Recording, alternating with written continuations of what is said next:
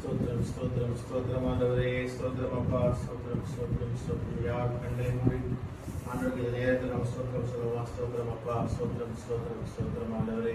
இந்த மாதத்தின் முதலாம் நாளிலே இந்த அதிகாலையிலே எங்களை கொண்டு வந்தீரே, அதற்காக ஸ்தோத்திரம் தகப்பனே. ஸ்தோத்திரம் அப்பா, ஸ்தோத்திரம் ஸ்தோத்திரம் ஸ்தோத்திரம் ஆண்டவரே. ஸ்தோத்திரம் அப்பா, ஸ்தோத்திரம் அப்பா, ஸ்தோத்திரம் அப்பா, ஸ்தோத்திரம் ஸ்தோத்திரம் ஸ்தோத்திரம் ஸ்தோத்திரம் ஸ்தோத்திரம் ஸ்தோத்திரம் ஸ்தோத்திரம் ஸ்தோத்திரம் ஸ்தோத்திரம். ஜெபத்தை கேட்கும் எங்கள் தேவா, ஜெபத்தின் வாஞ்சை தந்தருளும். ஜெபத்திலே தரித்திருந்து ஜெபத்தின் கேட்பை காணச் செய்யும். ஜெபமே ஜீவன், ஜெபம் ஜெயம்.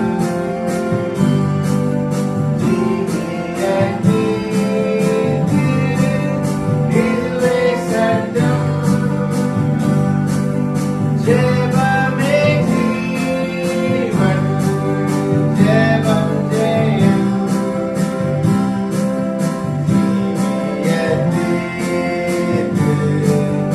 இதுவே சட்டம்.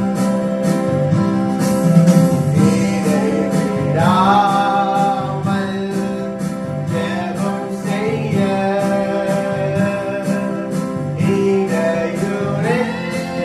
இடையூறெல்லாம் நீக்கிவிடும். சலிப்பில்லாமல் உந்தன் பாதம்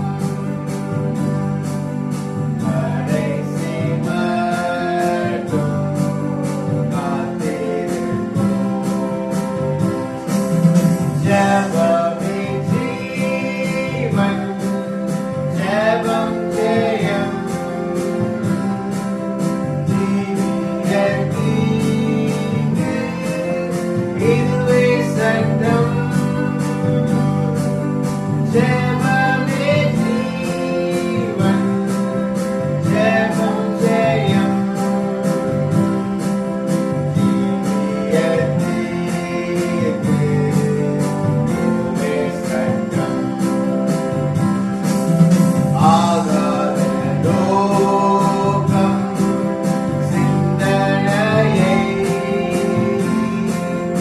அகற்றும் எங்கள் நெஞ்சை விட்டு. வாதாடதாம் மனமெல்லாம் வல்லமையோடு வேண்டிக் கொள்வோம். ஜெபமே ஜீவன், ஜெபம் ஜெயம். ஜீவியத்தீர்க்கு இதுவே சட்டம். ஜெபமே ஜீவன், ஜெபம் ஜெயம். ஜீவியத்தீர்க்கு இதுவே சட்டம்.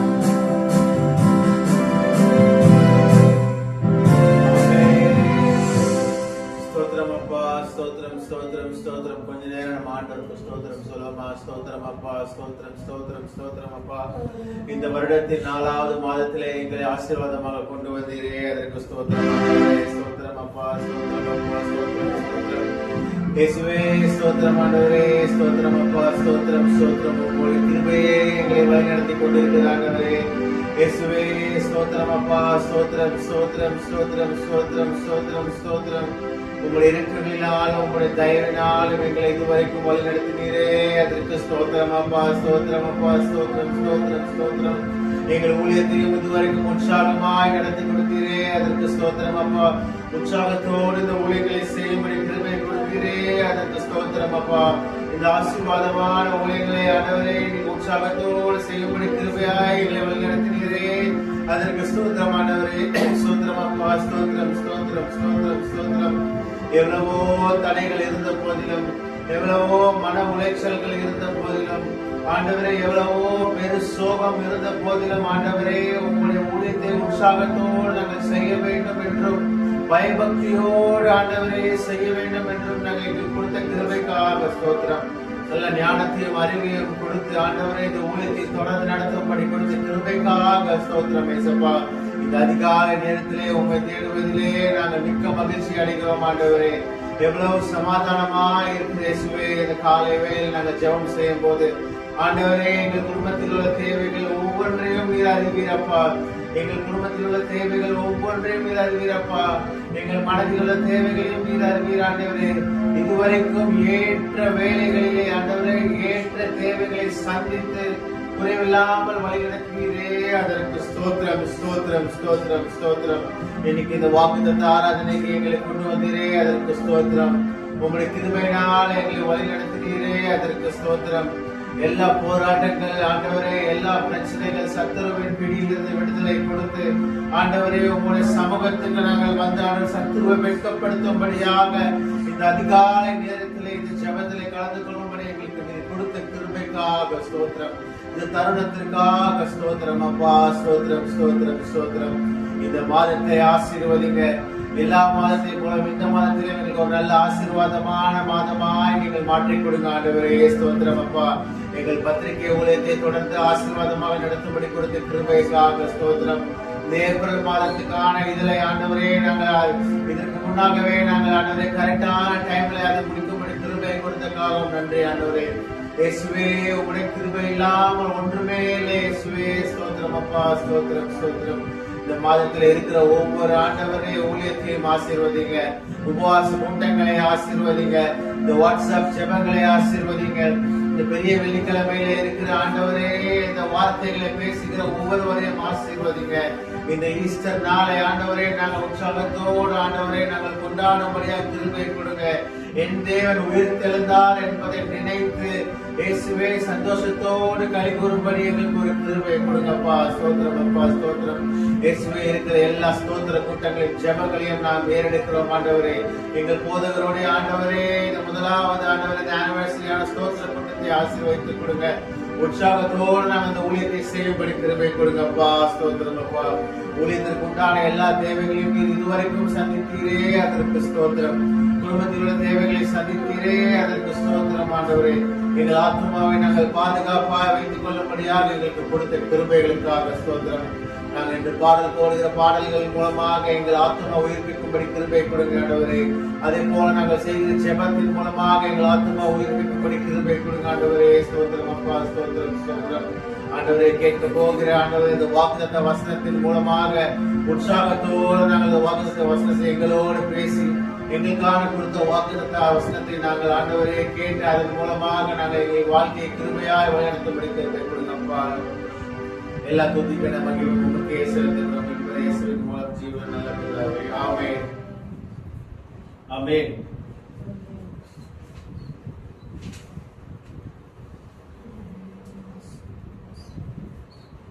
துதியின் கம்பீர பாடல் புஸ்தகத்திலிருந்து 18வது பாடலை பாடல். காலை நேர இன்ப ஜெப தியானம்.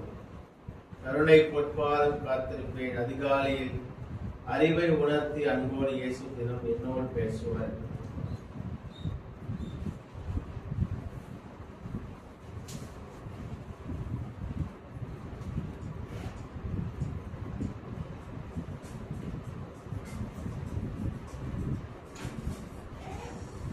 காலை நேர இன்ப ஜெப தியானமே, கருணை பொற்பாதம் காத்திருப்பேன். அதிகாலையில் அறிவை உணர்த்தி அன்போடு இயேசு தினம் பேசுவார்.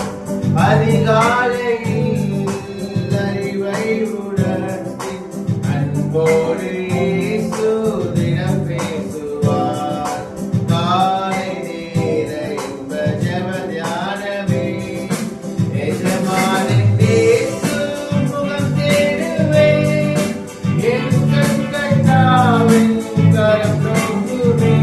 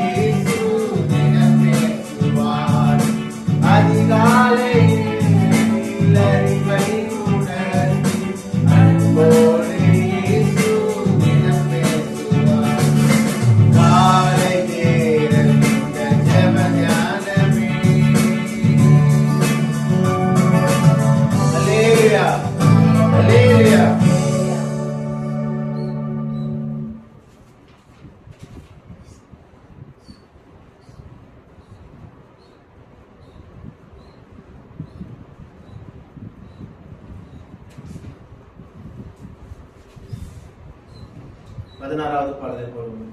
கோடா கோடி ஸ்தோத்திரம் ஏறெடுப்போம் ராஜாதி ராஜன் தேவாதி தேவன் இயேசு கிறிஸ்துவுக்கே என்பதால்.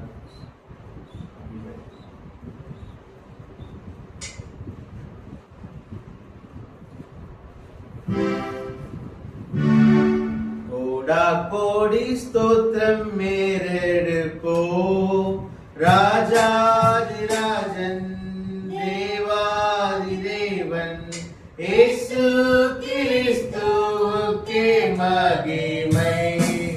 ராஜாதி ராஜன் தேவாதி தேவன் இயேசு கிறிஸ்துவுக்கே மகிமை. பரிசுத்தவான்கள் சபை நடுவே தரிசிக்கும் தேவ சமூகத்திலே. பரிசுத்தவான்கள் சபை நடுவே தரிசிக்கும் தேவ சமூகத்திலே.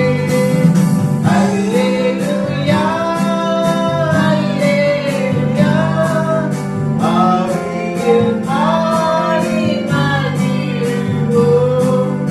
ஆண்டவர் இயேசுவை கொண்டாடுவோம்.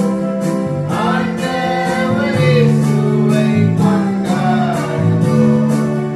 கோடா கோடி ஸ்தோத்திரம் ஏறெடுப்போம் ராஜாதி ராஜன் தேவாதி தேவன் இயேசு கிறிஸ்துவுக்கே மகிமை.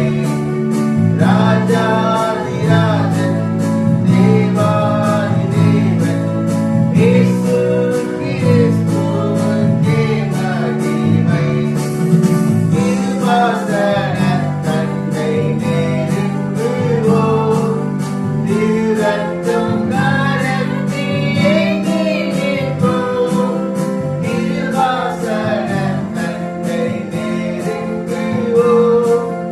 திருரத்தம் கரத்தி ஏந்தி நிற்போம். அல்லேலூயா அல்லேலூயா கண்ணின் சகாயம் நீரக்கமே.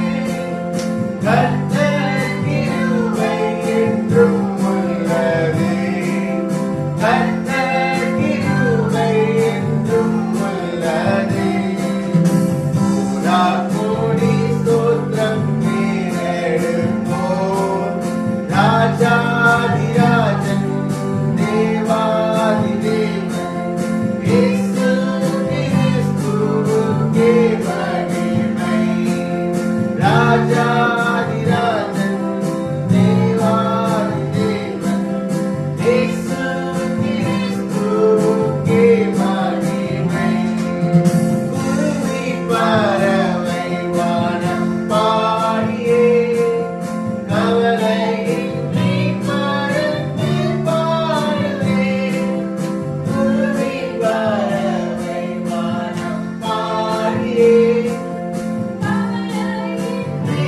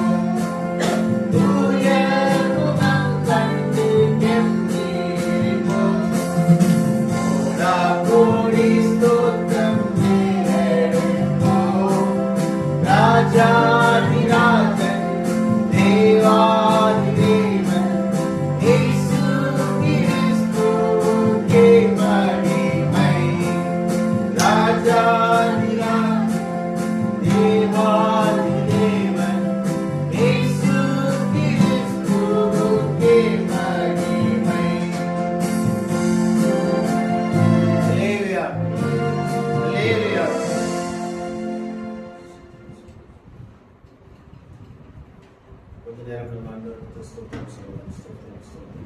சின்ன ஜெபம் மட்டும் ஒவ்வொரு செல்லும். இயேசுவே ஸ்தோத்திரம் அப்பா, ஸ்தோத்திரம். கேட்க போற அந்த வாக்குத்தத்த வசனத்தின் மூலமாக எனக்கு ஒரு நல்ல ஆசீர்வாதத்தை தாங்க ஆண்டவரே. என்று கொஞ்ச நேரம் நம்ம ஆண்டவருக்கு ஸ்தோத்திரம் சொல்லலாம். இந்த அதிகாலை வேளையிலே ஸ்தோத்திரம் ஆண்டவருக்கு ஸ்தோத்திரம் சொல்வது எவ்வளவு ஒரு பெரிய கிருபையான ஒரு விஷயம். இந்த அதிகாலையிலே எந்திரிச்சிருந்து சோம்பேறியா இல்லாமல் உற்சாகத்தோடு எந்திரிச்சிருந்து சபை கூடுதலிலே வந்து சேர்ந்து ஆண்டவருக்காக ஸ்தோத்திரம் பண்ணுவது எவ்வளவு பெரிய விசேஷமான ஒரு விஷயமாக இருக்குது. எவ்வளவு பெரிய விசேஷமாக இருக்கு. ஆண்டவருக்காக ஸ்தோத்திரம் சொல்லலாம். ஸ்தோத்திரம் ஸ்தோத்திரம் ஸ்தோத்திரம் ஸ்தோத்திரம் ஸ்தோத்திரம் ஸ்தோத்திரம். ஆண்டவரே, ஒருவராய் 2 பேராய் இருந்து ஜெபம் செய்கிற இடத்திலே இயேசுவே நீர் உம்முடைய நாமத்தை ஆண்டவரே நீர் உம்முடைய பிரசன்னத்தோடு இருக்கிறீர் என்பதை நீங்கள் வாக்குத்தத்தமாக கூறியிருக்கிறீரே, அதற்காக ஸ்தோத்திரம் அப்பா. ஸ்தோத்திரம் ஸ்தோத்திரம் ஸ்தோத்திரம் ஸ்தோத்திரம். ஆண்டவரே ஸ்தோத்திரம் அப்பா. இந்த வாக்குத்தத்தம் எங்கள் வார்த்தைக்காக எங்களுக்கு ஆசீர்வாதமாய் இருக்கும்படி கிருபை கொடுங்க. எங்கள் உள்ளத்தில் உள்ள தேவைகள் எல்லாத்தையும் நீர் அறிவீர் ஆண்டவரே. இயேசுவே, எங்கள் தேவைகள், எங்கள் சோதனைகள், எங்கள் பிரச்சனைகள் எல்லாத்தையும் நீங்க அறிவீங்க ஆண்டவரே. ஏசப்பா ஸ்தோத்திரம் அப்பா. ஸ்தோத்திரம் ஸ்தோத்திரம். எவ்வளவோ ஏக்கத்தோடு இருக்கிறோம், எவ்வளவோ விஷயத்திற்காக ஜெபிச்சு கொண்டே இருக்கிறோம் ஆண்டவரே. எங்கள் சபைக்கான ஒரு சொந்தமான இடத்திற்காக வெகு காலமாக நாங்கள் ஜெபம் பண்ணி கொண்டு இருக்கிறோம் ஆண்டவரே. எங்கள் போதகராய் நீரே இருந்து எங்களை வழி நடத்துங்கப்பா. எங்கள் கரங்களை பிடித்து நீர் எங்களை வழி நடத்துங்க ஆண்டவரே. ஸ்தோத்திரம் அப்பா. ஸ்தோத்திரம் ஸ்தோத்திரம் ஸ்தோத்திரம் ஸ்தோத்திரம் ஸ்தோத்திரம் ஸ்தோத்திரம். உற்சாகத்தோடு ஆண்டவரே இருக்கும்படி கிருபை கொடுங்க ஆண்டவரே. ஸ்தோத்திரம் அப்பா. உற்சாகத்தோடு இருக்கும்படி கிருபை கொடுங்க ஆண்டவரே. ஸ்தோத்திரம் அப்பா. ஸ்தோத்திரம் ஸ்தோத்திரம் ஸ்தோத்திரம் ஸ்தோத்திரம். இந்த ஆராதனையை ஆசீர்வாதமாக நடத்தி கொடுங்க ஆண்டவரே. இந்த ஊழியத்தை ஆசீர்வாதமாக நடத்தி கொடுங்க. இந்த ஊழியத்தின் மூலமாக பெறுகிற ஆசீர்வாதங்கள் அநேகமாய் இருக்க வேண்டும் ஆண்டவரே. ஸ்தோத்திரம் ஸ்தோத்திரம் ஸ்தோத்திரம் ஸ்தோத்திரம் ஸ்தோத்திரம் ஸ்தோத்திரம். இந்த சமுதாயத்தில் ஒரு கிறிஸ்தவனாய் ஒரு கிறிஸ்தவளாய் நாங்கள் சாட்சியாய் வாழும்படி మీకు கிருபை கொடுங்கப்பா. இயேசுவே ஸ்தோத்திரம் அப்பா. எந்த இடத்திலும் சோர்ந்து போகாதபடி உற்சாகத்தோடு ஆண்டவரே இரட்டிப்பான நன்மைகளை பெறும்படியாகும் உற்சாகத்தோடும் வைராக்கியத்தோடும் ஆண்டவரே நாங்கள் இந்த ஊழியத்தை செய்யும்படி எங்களுக்கு கொடுத்த கிருபைகளுக்காக ஸ்தோத்திரம் ஆண்டவரே. இந்த தருணத்தை எங்களுக்கு கொடுத்ததுக்காக ஸ்தோத்திரம் அப்பா. ஸ்தோத்திரம் ஸ்தோத்திரம். எந்த நோக்கத்தோடு இந்த ஊழியத்தை ஆரம்பித்தோமோ அதே நோக்கத்தோடு இருக்கும்படி கிருபை கொடுங்க ஆண்டவரே. வருகைக்காக நாங்கள் எங்கள் ஆத்துமாக்களை ஆதாயப்படுத்தும்படியான இந்த ஊழியத்தை எங்களுக்கு கொடுத்ததுக்காக நன்றி அப்பா. இந்த பரம நம்பிக்கை ஊழியை கொடுத்ததுக்காக நன்றி ஆண்டவரே. இந்த விசுவாசிகளின் சுவிசேஷ ஐக்கியத்தை கொடுத்ததுக்காக ஸ்தோத்திரம் ஆண்டவரே. இந்த ஐக்கியத்தில் உள்ள ஒவ்வொரு சபையையும் ஆசீர்வதிங்க ஆண்டவரே. அவர்கள் நோக்கம் சிதறொண்டு போகாமல் உலகத்தரமாய் மாறாமல் இயேசுவே உம்மை நோக்கியே இருக்கும்படி கிருபை கொடுங்கப்பா. பயபக்தியோடு ஊழியங்களை செய்யும்படி கிருபை கொடுங்கப்பா. பயபக்தியோடு சபை கூடுதலுக்கு வந்து கலந்து கொள்ளும்படி கிருபை கொடுங்க ஆண்டவரே. எவ்வளவோ ஆசீர்வாதங்கள் நீங்க கொடுத்திருக்கீங்க ஆண்டவரே. அந்த ஆசீர்வாதத்தை நினைத்து பயபக்தியோடு நாங்கள் வரும்படி கிருபை கொடுங்கப்பா. ஸ்தோத்திரம் அப்பா. ஸ்தோத்திரம் ஸ்தோத்திரம் ஸ்தோத்திரம். இந்த கேட்க போற வார்த்தையை ஆசீர்வாதமாக நடத்தி கொடுங்க. இந்த ஆராதனை இதுவரைக்கும் ஆசீர்வாதமாக நடத்தி கொடுத்த கிருபைக்காக ஸ்தோத்திரம் ஆண்டவரே. நீர் எங்களோடு உறவாடி கொண்டு இருக்கிறீரப்பா. எங்கள் மத்தியிலே வாசமா இருக்கிறதுக்காக ஸ்தோத்திரம் ஆண்டவரே. நாங்க பண்ணுகிற தவறுகள்ல இருந்து எங்களை விடுதலை ஆக்குங்க. எங்க சத்துருவின் போராட்டங்களை விடுதலை ஆக்குங்க ஆண்டவரே. எங்கள் ஆவியை நாங்கள் பாதுகாப்பா வைத்துக் கொள்ளும்படியாக எங்களுக்கு ஒரு கிருபை கொடுங்கப்பா. ஸ்தோத்திரம் அப்பா. ஸ்தோத்திரம் ஸ்தோத்திரம். இந்த ஆராதனை ஆசீர்வாதமாக நடத்தி கொடுங்க ஆண்டவரே. துதிக்கான மகிமை எல்லாம் உங்களுக்கே செலுத்துகிறோம். மீட்பர் இயேசுவின் மூலம் ஜீவன நல்ல பிதாவே, ஆமென். அல்லேலூயா. நம்ம தேவ செய்திக்கு இந்த வாக்குத்தத்த செய்தி கடந்து செல்லலாம். பாஸ்டர் அவர்கள் வந்து நமக்கான இந்த வாக்குத்தத்த செய்தியை இந்த ஏப்ரல் மாதத்துக்கான வாக்குத்தத்த செய்தி இந்த நேரத்தில்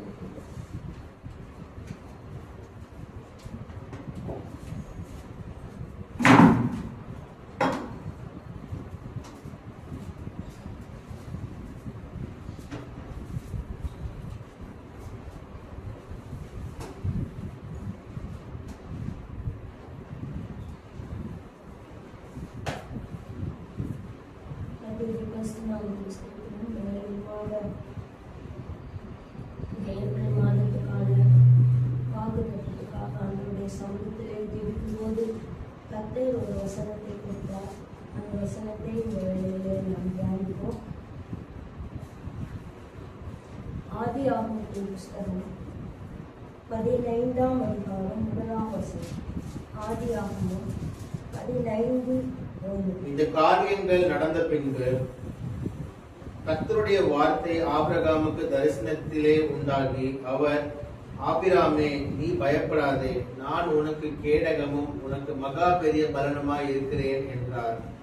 இந்த வசனத்துல ஆண்டவர் கொடுத்த வார்த்தை என்னன்னு சொன்னா, நீ பயப்படாதே, நான் உனக்கு கேடகமும் உனக்கு மகா பெரிய பலனுமாய் இருக்கிறேன் அப்படிங்கிற அந்த வார்த்தையை இந்த மாதத்திலே கர்த்தர் நமக்கு வாக்குத்தத்தமாக கொடுத்திருக்கிறார். நீ பயப்படாதே, நான் உனக்கு கேடகமும் உனக்கு மகா பெரிய பலனுமாய் இருக்கிறேன் அப்படின்னு சொல்லி. அப்படின்னா இந்த வசனத்தை குறித்து நம்ம பார்க்கும்போது, உனக்கு கேடகம் உனக்கு பலன், இந்த ரெண்டு காரியமும் நான் இருக்கிறேன் அப்படின்னு ஆண்டவர் சொல்றேன். அப்போ இந்த வசனத்தை இன்னும் கொஞ்சம் நீங்க ஆழமா சிந்திச்சு பார்த்தீங்கன்னு சொன்னா, ஆபிரகாமுக்கு இந்த வசனத்தை ஆண்டவர் அவனோட பேசுறார். அந்த வசனத்தை குறித்து பார்க்கும்போது கேடகம் அப்படின்னு சொன்னா என்ன அப்படின்னு சொல்லி பார்க்கும்போது, எபேசியருக்கு எழுதின நிருபத்துல ஒரு வசனம் சொல்லப்பட்டிருக்கு. அதை நம்ம எடுத்து வாசிக்கலாம். எபேசியருக்கு நிருபம் 6ஆம் அதிகாரம் 14. எபேசியர்கள் நிருபம் 6ஆம் அதிகாரம் 16வது வசனத்தை வாசிங்க. பொல்லாங்கண்ணியும் அக்கினி ஆஸ்திரங்களை எல்லாம் அவித்து போடத்தக்கதாய் எல்லாவற்றிற்கும் மேலாக விசுவாசம் என்னும் கேடகத்தை பிடித்து கொண்டவர்களாயும் இருங்கள். விசுவாசம் என்னும் கேடகத்தை பிடித்து கொண்டவர்களாயும் இல்லைங்கள் அப்படின்னு சொல்றாரு. அப்படின்னு சொன்னா அதனுடைய அர்த்தம் என்ன? கேடகம் அப்படின்னா விசுவாசம் அப்படின்னா, விசுவாசம் என்னும் கேடகம். அப்ப ஆண்டவர் இந்த மாதத்துல நான் உனக்கு கேடகம்னு சொன்னா, ஆண்டவர் நமக்கு விசுவாசத்தை கொடுப்பேன்னு சொல்றார். விசுவாசம் இல்லாம தேவனுக்கு பிரியமா இருப்பது கூடாத காரியம்னு சொல்லப்பட்டிருக்கிறது. எல்லாவற்றிலும் தேவனுடைய பிள்ளைகள் தேவனை விசுவாசிக்க வேண்டும். அந்த விசுவாசத்தினாலதான் நம்ம எல்லா காரியங்களையும் மேற்கொள்ள முடியும். பொல்லாங்க நிற்கும் அக்கினி ஆஸ்திரங்கள் இந்த உலகத்துல இருக்கிற காலம் வரைக்கும் சத்துரு அநேக விதத்துல நம்மோடு போராடி கொண்டிருக்கும். அது தேவனுடைய பிள்ளைகள் அப்படின்னு சொல்லும் போது அவர்களை வீழ்த்துவதற்காக பிசாசு அநேக தந்திரங்களை வைத்திருக்கிறான்னு சொல்லி பார்க்கிறோம். அதை குறித்து 1 பேதுரு 5ஆம் அதிகாரத்துல சொல்லப்பட்டிருக்கு பாருங்க. 8ஆம் வசனம் 9ஆம் வசனத்துல 1 பேதுரு 5ஆம் அதிகாரம் 8, 9 வாசிங்க. தெளிந்த புத்தியுள்ளவர்களாய் இருங்கள், விழித்திருங்கள். ஏனெனில் உங்கள் எதிராளியாகிய பிசாசானவன் எச்சிக்கிற சிங்கம் போல் எவனை விழுங்கலாமோ என்று வகை தேடி சுற்றி திரிகிறான். விசுவாசத்தில் உறுதியாயிருந்து அவனுக்கு எதிர்த்து நில்லுங்கள். விசுவாசத்தில் உறுதியாயிருந்து அவனுக்கு எதிர்த்து நில்லுங்கள் அப்படி சொல்றாரு. அப்ப விசுவாசம் இருந்தாதான் தேவனுடைய பிள்ளைகள் பிசாசுக்கு எதிர்த்து நிற்க முடியும். அப்போ அவன் எவனை விழுங்கலான்னு சொல்லி வகை தேடி சுற்றி திரிகிறாங்க. கெர்ச்சிக்கிற சிங்கம் போல, சிங்கம் கிடையாது, ஆனா சிங்கம் மாதிரி ஆக்ட் பண்ணிட்டு நம்ம கிட்ட அவன் வரும்போது நமக்குள்ள இருக்கிற விசுவாசம் அவனை என்ன செய்யுமா, அவனை வீழ்த்து. நீங்க விசுவாசத்துல என்ன செய்யுங்க, உறுதியா இருந்து அவனுக்கு ஏற்று நில்லுங்கள் அப்படின்னு சொல்லுவாங்க. அப்ப தேவனுடைய பிள்ளைகளுக்கு விசுவாசம் வேணும். விசுவாசம் இருந்தாதான் நம்ம இந்த உலகத்துல ஒரு பரிசுத்தமான வாழ்க்கை வாழ முடியும். அதை குறித்து சொல்லும்போது ஆண்டவர் சொல்றாரு, நான் உனக்கு கேடகமா இருக்கிறேன், நான் உனக்கு விசுவாசத்தை கொடுக்கிறவராய் இருக்கிறேன்னு சொல்றாரு. இதை குறித்து நீங்க எபிரேயர்கள் நிருபத்துல நம்ம பார்க்கும்போது ஆண்டவர் இந்த வசனத்தை ஆபிரகாமுக்கு கொடுக்கிறார். ஆபிரகாமோட தேவன் பேசுகிறார். ஆபிரகாமை குறித்து எபிரேயர் 11வது அதிகாரத்துல என்ன சொல்லப்பட்டிருக்கு அப்படின்னு சொன்னா, 8ஆம் வசனத்தை வாசித்து பாருங்க. ஆபிரகாமை குறித்து இந்த எபிரேயர் 11ஆம் அதிகாரத்துல அநேக வசனங்கள் சொல்லப்பட்டிருக்கு. ஒவ்வொரு பரிசுத்தவான்களையும் குறித்து ஒவ்வொரு வசனம் சொல்லப்பட்டிருக்கு. இதுல ஆபிரகாமை குறித்து மாத்திரம் அநேக வசனங்கள் எழுதப்பட்டிருக்கிறத பார்க்கிறோம். அவனுடைய விசுவாசம் இது ஒரு சாதாரணமான காரியம் கிடையாது. அதை குறித்து நீங்க வாசித்து பார்க்கும்போது 8ஆம் வசனத்தை வாசிங்க. விசுவாசத்தினாலே ஆபிரகாம் தான் சுதந்திரமாக பெறப்போகிற இடத்திற்கு போகும்படி அழைக்கப்பட்ட போது கீழ்ப்படிந்து தான் போகும் இடம் இன்னதென்று அறியாமல் புறப்பட்டு போனார். முதலாவது ஆண்டவர் ஆபிரகாமை தெரிந்து கொள்றார். எங்க தெரிந்து கொண்டார்னா, அவங்க அப்பாவுக்கு விற்கிறவங்களை செய்து விற்கிற வேலை. அந்த குடும்பத்துல இருந்த ஆபிரகாமை தேவன் அழைக்கிறார். ஆபிரகாமுடைய குடும்பத்துல தேராவுக்கு பாத்தீங்கன்னு சொன்னா 3 பிள்ளைங்க இருக்கிறாங்க. நாகோர், ஆபிரகாம், ஆரான்னு சொல்லி இருக்கிறாங்க. இவங்க ஃபேமிலிக்குள்ளதான் இந்த ஆபிரகாம் இருக்கிறார். அப்போ இவங்க எல்லாரும் திருமணம் ஆகிச்சு. ஆரான் மரித்து போயிடான். அவன் ஆபிரகாமுடைய சகோதரனாகி ஆரான் மரித்து போறான். அதுக்கு பின்பு நீங்க பாத்தீங்கன்னு சொன்னா, அந்த நாகோர் கல்யாணம் முடிச்சிருக்கிறாரு. மில்கால்ங்கிறதான ஒரு பெண்ணை கல்யாணம் முடிச்சு அவருக்கு பிள்ளைகள் இருக்கு. ஆபிரகாம் சாரால கல்யாணம் முடிக்கிறாரு. ஆபிரகாமுக்கு பிள்ளை இல்லை. இப்படிப்பட்ட ஒரு சூழ்நிலையில அந்த ஃபேமிலி இருக்கு. அந்த குடும்பத்துல இருக்கிற ஆபிரகாமை ஆண்டவர் என்ன செய்யறாரு, அவரை கூப்பிடுறாரு. நீ வா, நான் உனக்கு காண்பிக்கிற தேசத்துக்கு நீ புறப்பட்டு வா, இந்த இடத்த விட்டு நீ கிளம்பி வா அப்படின்னு சொல்றாரு. அப்ப ஆபிரகாமுக்கு எங்க போகணும், எந்த தேசத்துக்கு ஆண்டவர் கூப்பிடுறாரு ஒண்ணுமே தெரியாது. அவன் ஒரு விக்கிரகாராதனை நிறைஞ்ச குடும்பத்துக்கும் நடுவில் இருக்கு. ஆண்டவர் கூப்பிட்டோன்னா அவன் என்ன செஞ்சாலும் பாருங்க, விசுவாசத்தினாலே ஆபிரகாம் தான் சுதந்திரமாக பெறப்போகிற இடத்துக்கு போகும்படி அழைக்கப்பட்ட போது கீழ்ப்படிந்து தான் போகும் இடம் என்னதென்று அறியாமல் புறப்பட்டு ஆண்டவர் கூப்பிடுறாரு, கிளம்புறாரு. ஆபிரகாமோட அவங்க அப்பாவும் கிளம்புறாரு. அந்த லோத்துடைய, அதாவது ஆரானுடைய குமாரனாக லோத்தும் கிளம்புறாங்க. இவங்க எல்லாரும் வராங்க. வர்ற வழியில பாதி வழியில நின்றுறாங்க. நின்ன பிறகு அங்கே தேராக மரிச்சு போறான். அவங்க அப்பா செத்து போயிடுறாரு. இந்த ஆபிரகாம் மட்டும் லோத்தை கூட்டிக்கிட்டு கிளம்பி போயிட்டே இருக்கான். ஆண்டவர் கூப்பிட்ட தேசத்துக்கு நம்ம போகலாம் அப்படின்னு சொல்லி கிளம்பி போயிட்டு இருக்கும்போது கர்த்தர் ஆபிரகாமோட பேசுறாரு. என்ன பேசுறாங்கன்னா, நான் உன்னை பெரிய ஜாதியா போறேன், உன்னை ஆசீர்வதிக்கிறவங்களை ஆசீர்வதிக்கிறேன் அப்படின்னு சொல்லி கர்த்தர் ஆபிரகாமோட பேசினார். அப்போ ஆபிரகாமுக்கு ஒரு குழந்தையே கிடையாது, ஒன்றும் இல்லை. ஒன்றும் இல்லாத ஆபிரகாமை தேவன் அவனோடு பேசி அவனை அழைத்து இருப்பார்.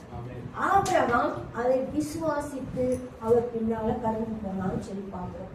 அடுத்த வசனத்துல பார்க்கும்போது பாருங்க, விசுவாசத்தினாலே அவன் வாக்குத்தத்தம் பண்ணப்பட்ட தேசத்திலே பரதேசியை போல சஞ்சரித்து அந்த வாக்குத்தத்தத்திற்கு உடன் சுதந்திரராகிய ஈசாக்கோடும் யாக்கோபோடும் கூடாரங்களிலே குடியிருந்தான். வாக்குத்தத்தம் பண்ணப்பட்ட அந்த கானான் தேசத்துக்கு ஆபிரகாம் போய் சேர்ந்தார்.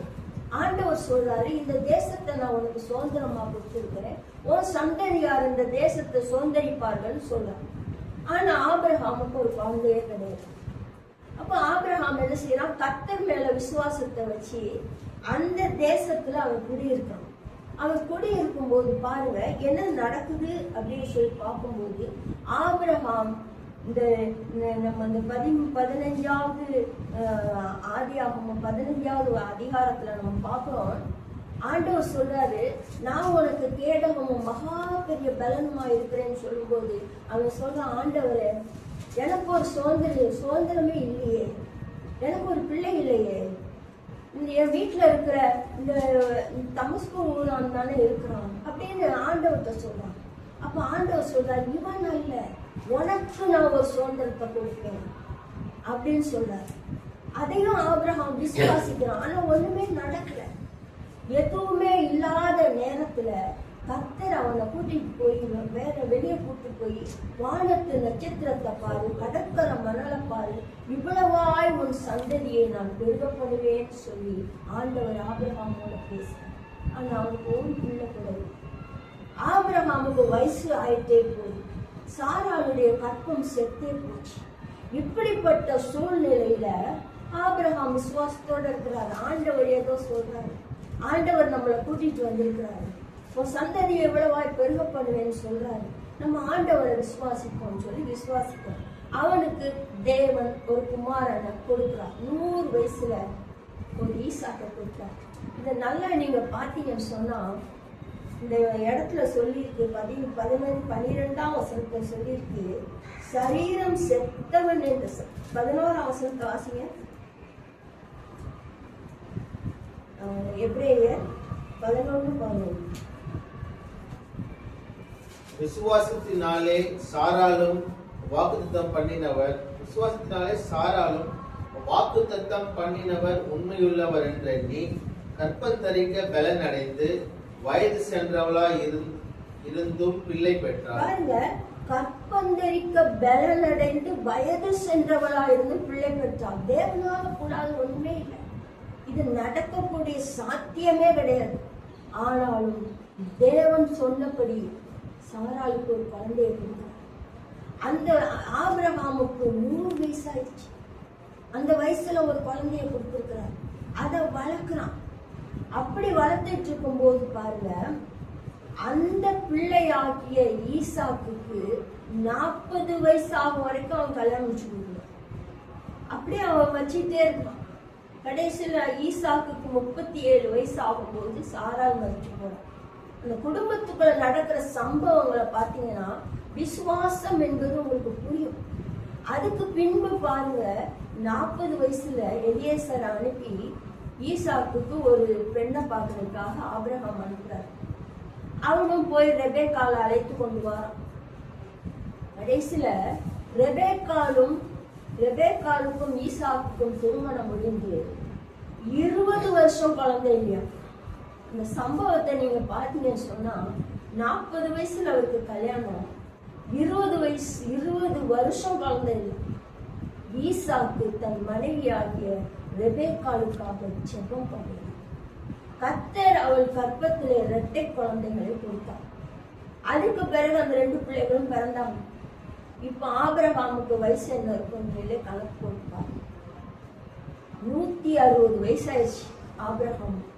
அப்பதான் ஈசாக்குக்கு ஒரு குழந்தை. அப்படி இருக்கும்போது ஆபிரகாம் மரிக்கும் போது 175 வயசுன்னு சொல்லப்பட்டிருக்கு வேதத்தில்.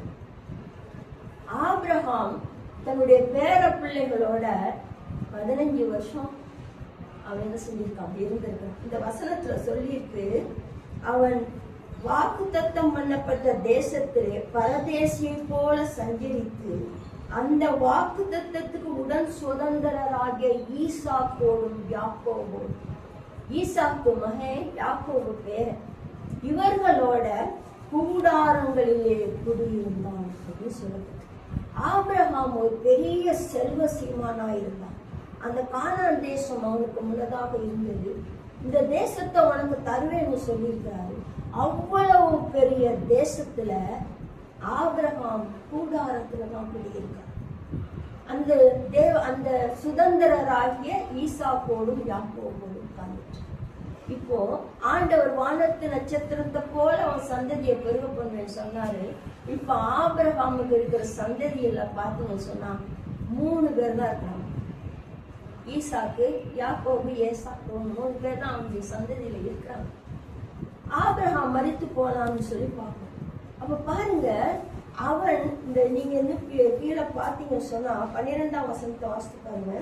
ஆனபடியால் சரீரன் செத்தவர் என்று எண்ணத்தகும் ஒருவனாலே வானத்திலுள்ள பெருக்கமான நட்சத்திரங்களைப் போலவும் கடற்கரையிலுள்ள எண்ணிறந்த மணலைப் போலவும் மிகுந்த ஜனங்கள் பிறந்தார்கள். இவர்கள் எல்லாரும் வாக்குத்தத்தம் பண்ணப்பட்டவைகளை அடையாமல் தூரத்திலே அவைகளை கண்டு நம்பி அணைத்துக் கொண்டு பூமியின் மேல் தங்களை அந்நியரும் பரதேசிகளும் என்று அறிக்கையிட்டு விசுவாசத்தோடு மரித்தார்கள். இப்படி அறிக்கையிடுகிறவர்கள் சுய தேசத்தை நாடி போகிறோம் என்று தெரியப்படுத்துகிறார்கள். தாங்கள் விட்டு வந்த தேசத்தை நினைத்தார்களானால் அதற்கு திரும்பி போவதற்கு அவர்களுக்கு சமயம் கிடைத்திருக்குமே. அதையல்ல, அதிலும் மேன்மையான பரமதேசத்தையே விரும்பினார்கள். ஆகையால் தேவன் அவர்களுடைய தேவன் என்னப்பட வெட்கப்படுகிறதில்லை. இங்க என்ன சம்பவம் நடக்குது அப்படின்னு சொன்னா, ஆபிரகாமுக்கு ஒரு வானத்தின் நட்சத்திரத்தை போன்ற சந்ததி இன்னும் உருவாகவே இல்லை. அப்படிப்பட்ட சூழ்நிலையில அவங்க விசுவாசத்தினாலே தான் அந்த சந்ததியை அவங்க பாக்குறாங்க. அது மாத்திரமல்ல, அந்த 10ஆம் வசனத்துல சொல்லியிருக்கு, தேவன் தாமே கட்டி உண்டாக்கின அஸ்திபாரங்கள் உள்ள நகரத்துக்கு அவன் காத்திருந்தான் அப்படின்னு சொல்லப்பட்டிருக்கு.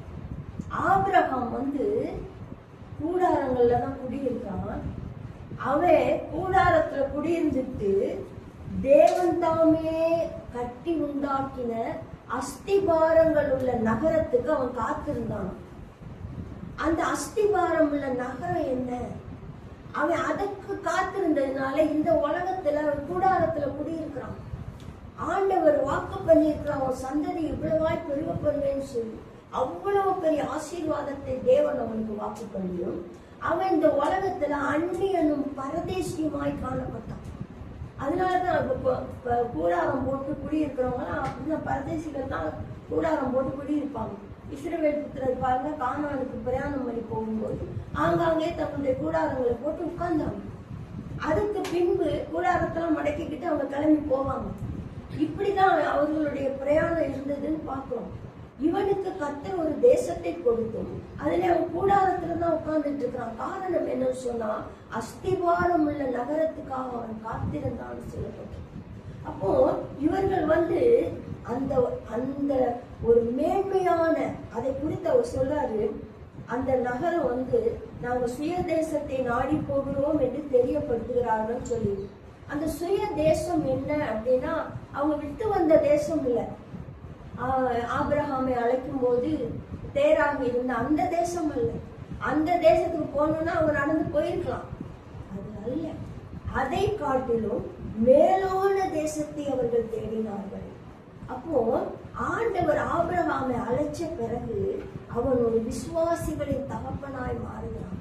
ஆண்டவர் அவனுக்கு ஒரு உலக பிரகாரமான ஆசீர்வாதத்தை கொடுப்பேன்னு சொல்லி அவனை அழைச்சிட்டு வந்தாரு.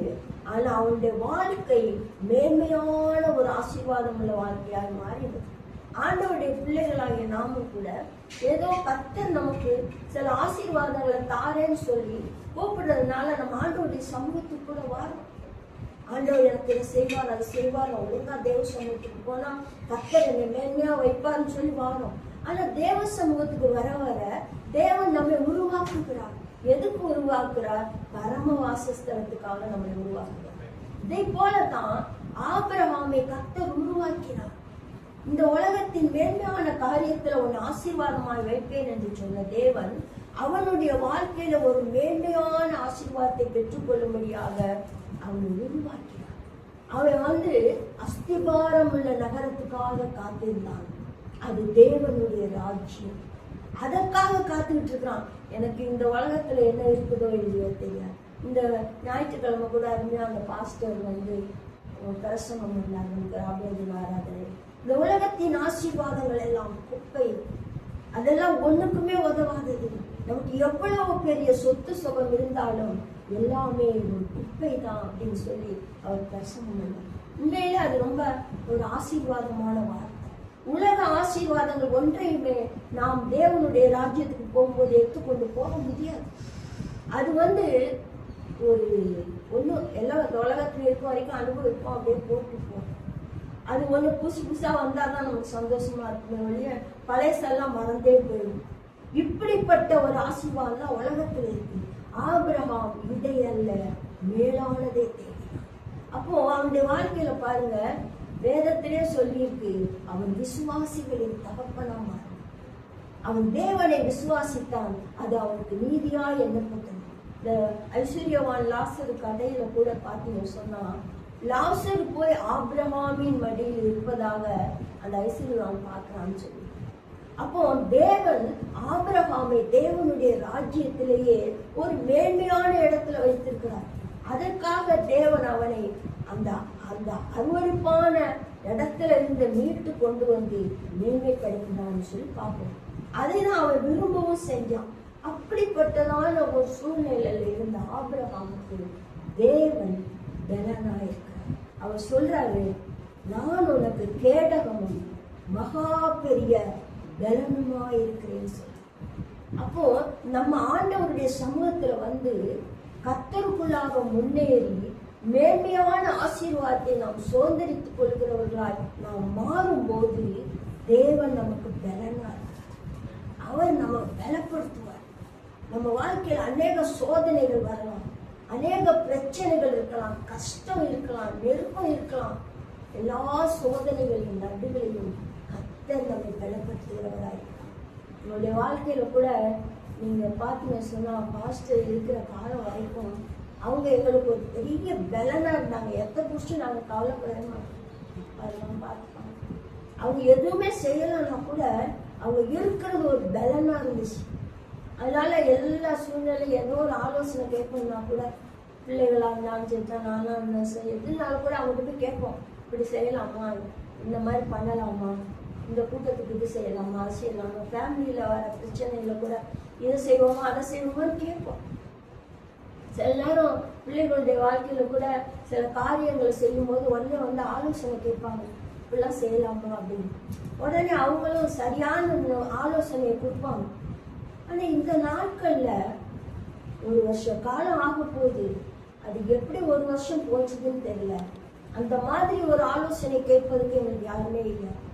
யாருக்கிட்ட போய் கேட்கறது, என்ன செய்யறது, எப்படி நம்ம ஊழியத்தை செய்ய போறோம். நம்ம ஊழியெல்லாம் பாத்தீங்கன்னா ரொம்ப ரொம்ப கஷ்டம்.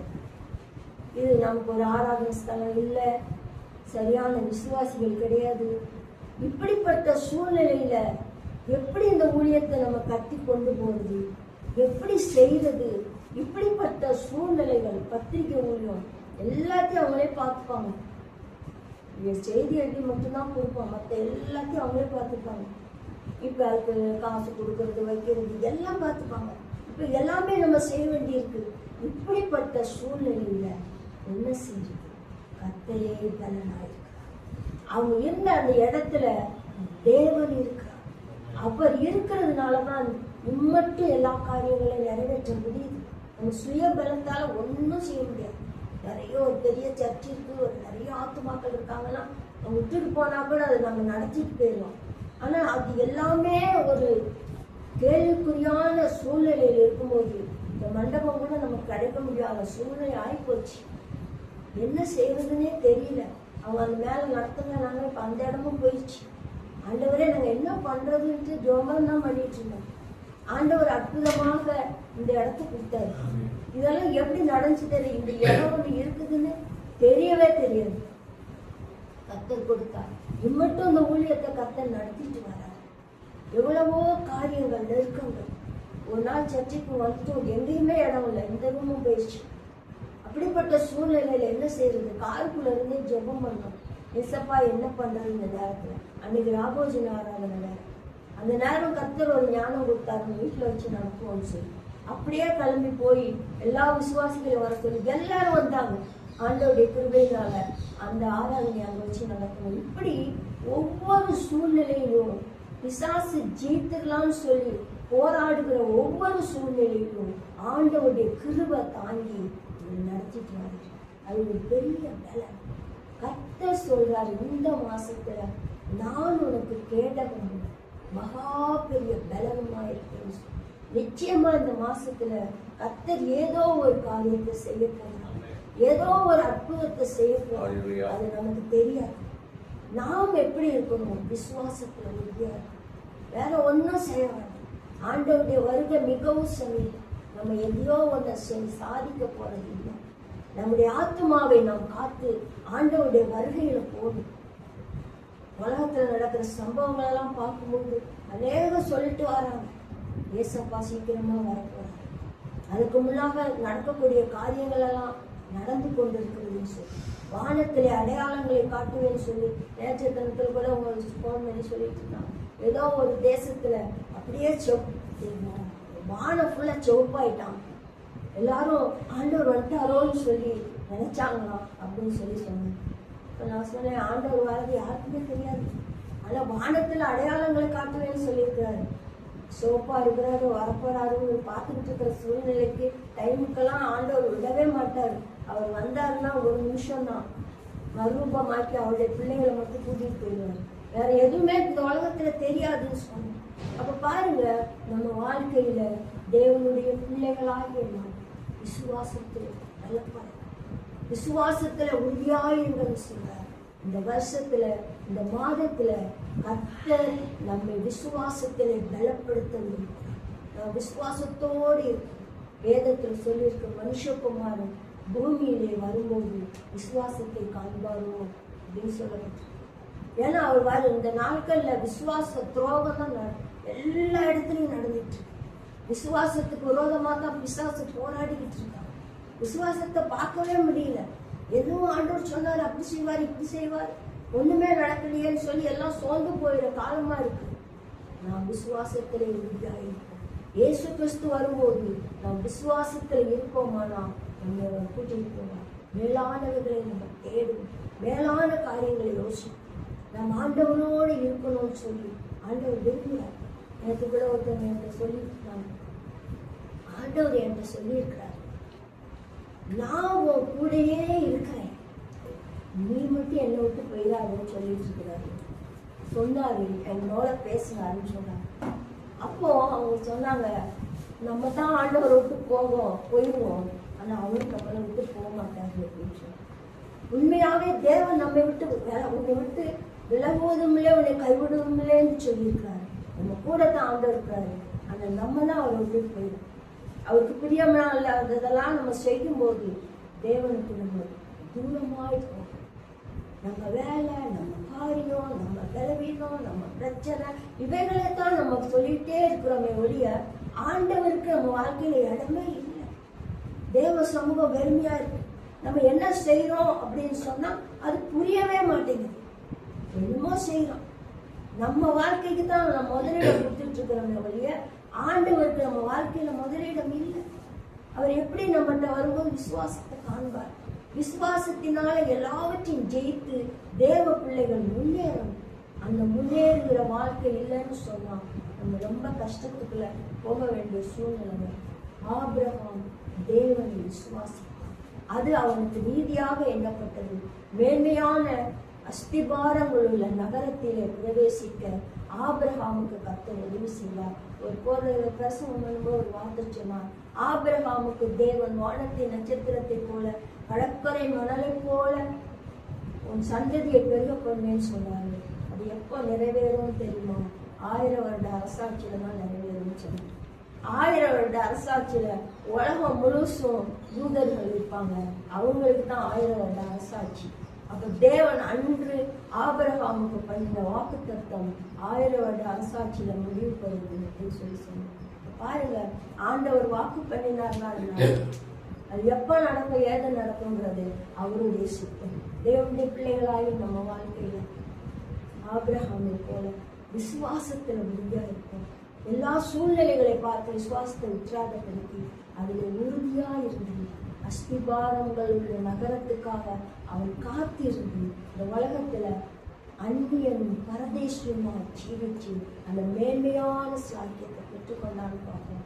அது போல இந்த மாதத்துல கூட நம்முடைய வாழ்க்கையில ஆண்டவர் நமக்கு வாக்கு பண்ணியிருக்கிறார், நான் உனக்கு கேடகமும் மகா பெரிய பலமா இருக்கேன்னு சொல்லியிருக்கிறார். அதனால நம்ம வாழ்க்கையில ஆண்டவரே நீர் எனக்கு விசுவாசத்தை கொடுத்து என்னை பலப்படுத்துங்கப்பா, நான் உம்முடைய பிள்ளையாக ஆண்டவரே இந்த உலகத்துல பரிசுத்தமான வாழ்க்கை வாழ மேன்மையானவர்களை தேட எனக்கு உதவி செய்யணும்னு சொல்லி நாம் ஜெபிப்போம். கர்த்தர் நம்மை ஆசீர்வதிப்போம். ஸ்தோத்திரம் ஆண்டவரே, நன்றியோடு துதிக்கிறோம், உண்மை ஸ்தோத்திரிக்கிறோம் ஆண்டவரே, உண்மை ஸ்தோத்திரிக்கிறோம். நல்ல வேலைக்காக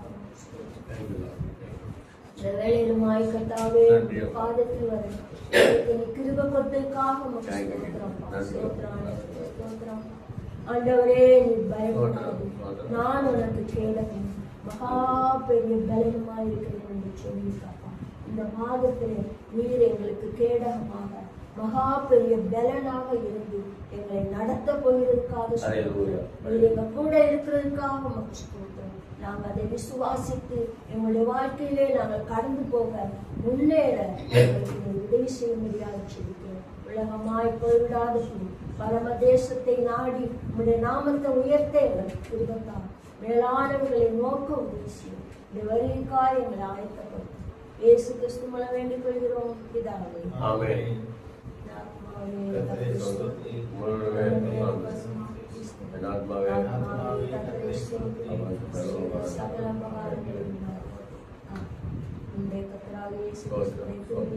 பிதாவாகிய தேவனுடைய பரிசுத்த ஆவியானவருடைய ஐக்கியம் ஆமென். இயேசு கிறிஸ்து மாறாத